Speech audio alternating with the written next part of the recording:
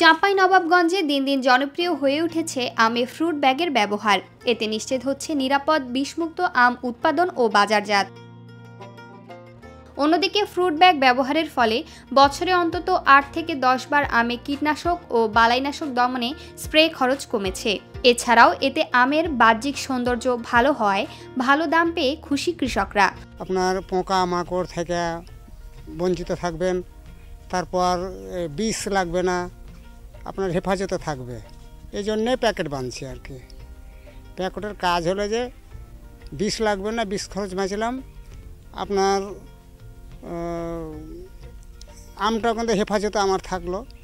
এই তো আপনার ওই যে মাছি পোকা, তারপরে আপনার মাছিতে যে না খাই বা পোকা না লাগে, ওই জন্যে আমরা এটা ব্যবহার করার জন্যে এটা প্যাকেট বানছি।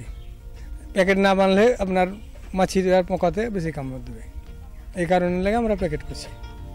তবে ফ্রুট ব্যাগিংকে কৃষিপণ্য ঘোষণা করে সরকারি ভ্যাট মওকুফের ঘোষণার দাবি কৃষকদের। যে আমাদের দেশে যারা ব্যবসা ইম্পোর্ট করে, আসলে অনেককে ব্যবসায়ীদেরকে এগিয়ে আসতে হবে যে ওনারা ইম্পোর্ট না করে যদি ওই ধরনের জিনিস আমাদের দেশে উৎপাদন হয় তাহলে ডিউটিও কমবে এবং আমরা কিন্তু সাশ্রয়ী দামে পাবো। আসলে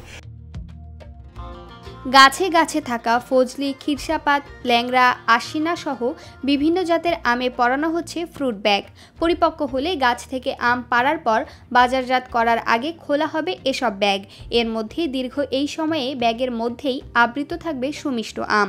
আমে স্পর্শ করবে না কোনো ধরনের কীটনাশক ও বালাইনাশক। আমরা ব্যাগিং করার উদ্দেশ্যই হচ্ছে যে এতে যাতে পোকামাকড় রোগ বালাইয়ের উপদ্রব থেকে রক্ষা করা। ব্যাগিং করলে আমাদের বালাইনাশকের স্প্রে কম হবে, অর্থাৎ কীটনাশক এবং ছত্রাকনাশকের স্প্রে কম হবে, এতে করে আমটা নিরাপদ হবে। আমের ওজন ১০০ থেকে ১৫০ গ্রাম হলেই বেঁধে দেওয়া হয় এসব ফ্রুট ব্যাগ। এরপর আম পাকা পর্যন্ত ব্যাগবন্দি থাকে আম। সম্পূর্ণ বিষমুক্ত নিরাপদ আম উৎপাদন হয় এই পদ্ধতিতে।